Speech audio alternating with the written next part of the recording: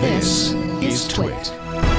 UHD. Sony has come out with what we're all calling sort of 4K, but it's really not. And let's start there, shall we? Are you using the term 4K for these new TVs, or are you, as I try to, and probably not with much success ultimately, trying not to use the term 4K because it actually refers to a different resolution than what these TVs are? Scott, I hate to disappoint you, but I'm going to be using 4K for now in the foreseeable future. Yeah, you lost one. You lost one. Sorry. Well, you know, there are reasons for doing it. I understand. Yeah, it's a lot better name, and that's really my main reason for using it. I'm not a big fan of ultra high definition. The name. I know the CEA kind of mandated that that's what people should say, but, you know, at CNET, we can say what we want. So we're sticking with 4K. And at the end of the day, I think that confusion is going to disappear soon. I think the fact that there's, you know, a different resolution for each one is a little bit, it's not going to be as confusing because the majority of products are going to support the 4K by 2K resolution, and that's going to be what, you know, people are going to be using for the stand-in for that, you know, that terminology. Right.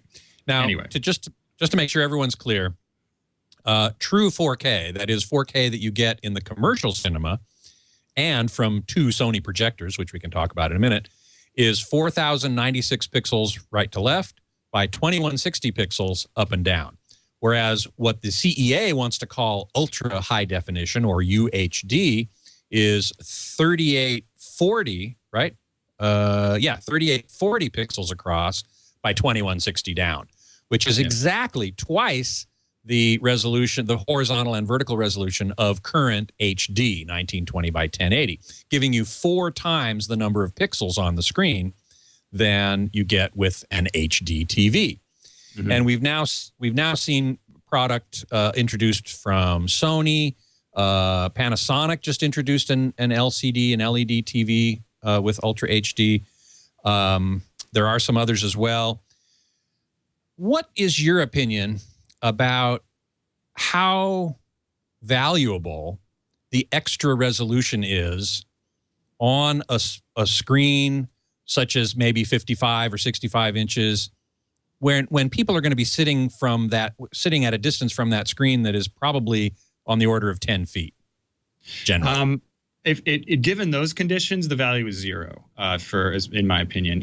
Again, I'll preface this by saying, I haven't seen any 4K TVs extensively in my lab in the sorts of comparisons we were talking about earlier, but I have seen enough to know that you have to have a very large screen and or sit very close to really see the benefit of 4K. And that's what we've been saying for the last couple of years at CNET, just based on simple math with the normal seating distance, which is again around 9 feet in the home today, maybe inching a little bit closer with larger flat panels you can put on the wall. But in general, that's the number that we're going with.